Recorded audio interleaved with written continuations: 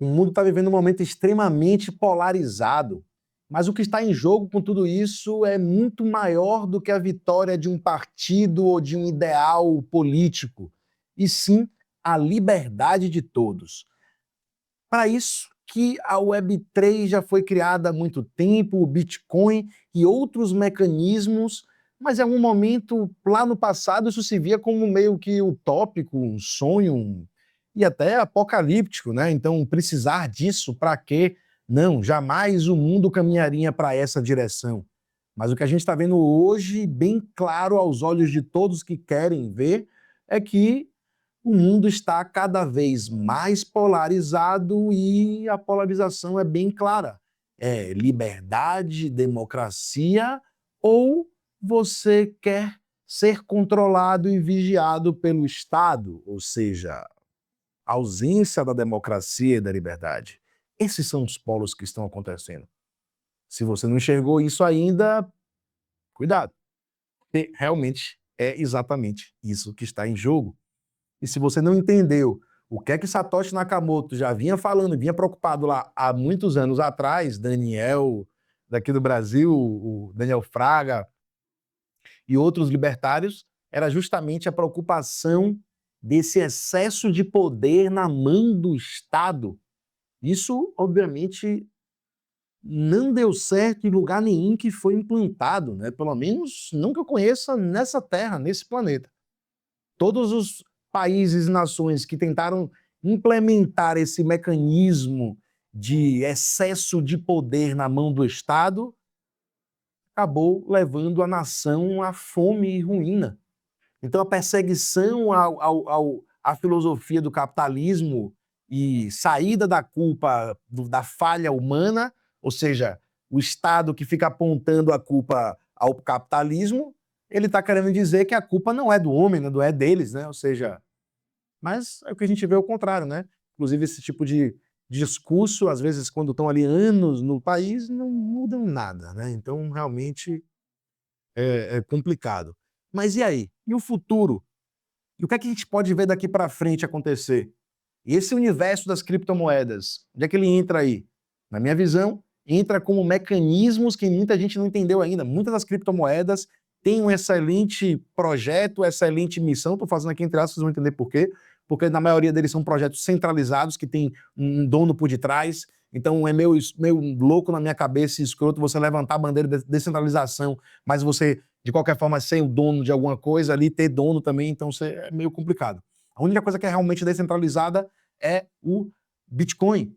Então a gente, na minha visão, precisa de mais Satoshis Nakamotos criando e desenvolvendo não só criptomoeda, porque já foi feito o Bitcoin, mas outras soluções que sejam implementadas na Web3. Para quê? Para a gente, quem deseja ter a liberdade de expressão, pelo menos ter um caminho aonde recorrer. Quem deseja ter liberdade financeira, ter um local onde possa se comunicar e resolver e comprar e vender o que ele desejar. Pelo menos, né? Então essa é a minha visão. O que aconteceria com esse cenário das criptomoedas que têm donos e que são centralizadas, né? Que têm soluções para o universo descentralizado, mas que de qualquer forma tem um dono por detrás, então entra nessa ambiguidade que para mim é um pouco, né, complicado de tentar entender como é que seria isso. Porque o medo, o Estado pode cobrar essas pessoas e isso aí ser uma peça que caia muito fácil, né, dentro da liberdade, então aí complica, na minha visão é complicado. Entender como é que funcionaria isso de uma forma segura para quem estivesse ali dentro e não corresse risco algum de vazamento de dados ou nada do tipo, porque não tem ninguém controlando assim o próprio. Na minha visão é isso, a gente precisa de mais empresas que sejam open source, que sejam abertas a todos, que possam crescer e ser modificadas e ajustadas por todos que estão ali utilizando a comunidade e que fortalecem dentro da comunidade. Então a gente precisa de soluções DeFi, soluções descentralizadas realmente, que sejam sem donos, sem instituições, que sejam open source. Então essa na minha visão é o caminho, porque agora é bem claro olhar para o que está acontecendo no mundo e entender que são soluções que a gente vai precisar e meio que já estamos precisando e ainda pode ser que a gente precise ainda cada vez mais e mais se continuar a esse espaço. Dentro do que a gente vê acontecendo aqui visando no mundo, O que eu estou vendo agora, a única nação, pelo menos, que está ali defendendo e levantando a bandeira da liberdade e democracia é os Estados Unidos. Falem mal, não gostem, quem quiser, mas é a verdade. É a única nação que está levantando a bandeira da descentralização e da liberdade, pelo menos. De comunicação, de expressão. É única. Não única não, né? Mas uma das poucas, digamos assim, que levanta a bandeira mesmo com força, relevantemente, é os Estados Unidos. Né? A gente vê outros países agora, os Estados Unidos fez leis, né? Não é nome Gemini, se eu não me engano, como é o nome da lei que surgiu nos Estados Unidos primeiro, né? A Genius, que é a lei que saiu agora há pouco, está sendo, não sei se já foi aprovado ou não, mas a regulamentação das stablecoins nos Estados Unidos, permitindo que não só bancos, mas outras instituições, o SDC e o SDT, possam ser legalizadas e estarem ali sendo de forma legal.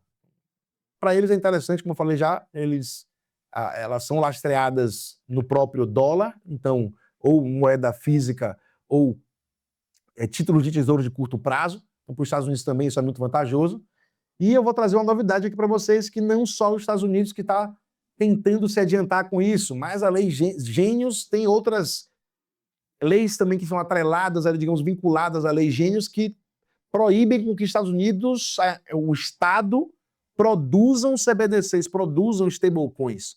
Né? Porque uma stablecoin só é stablecoin quando ela não é do Estado. Se ela for do próprio Estado, ela já não é mais stablecoin, é uma CBDC.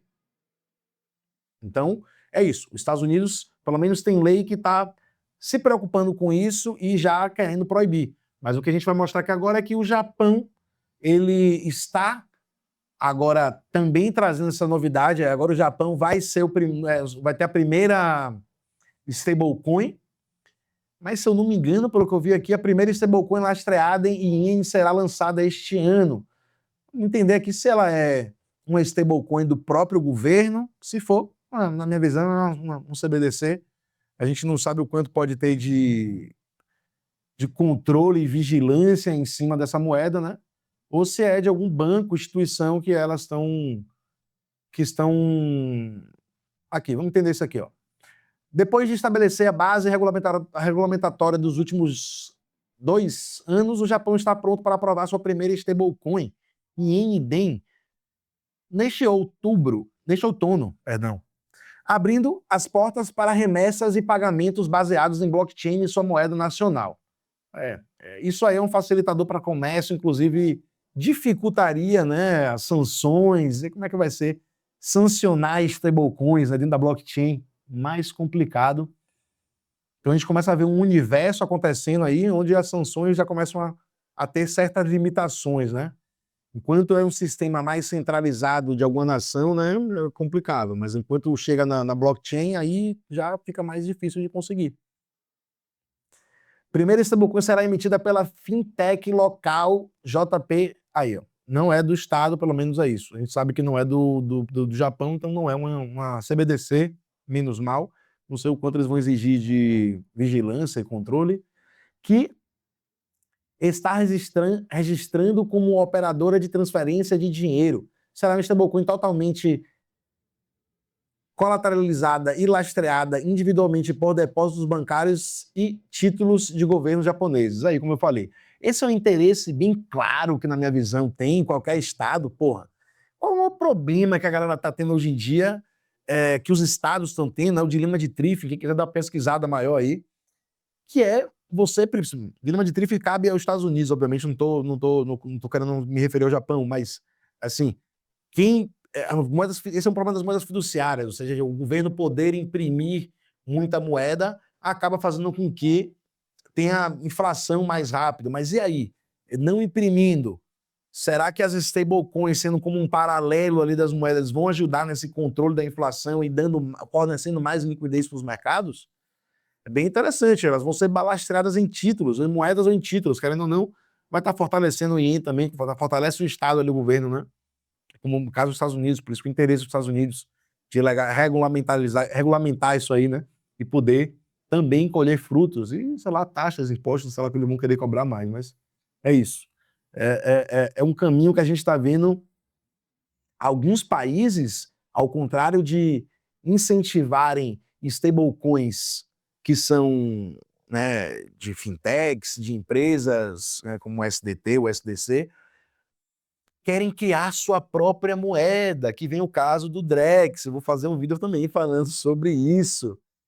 Aí, meu irmão, quem quer Drex, aí é porque quer controle, meu irmão. Tá do outro lado do polo, entendeu?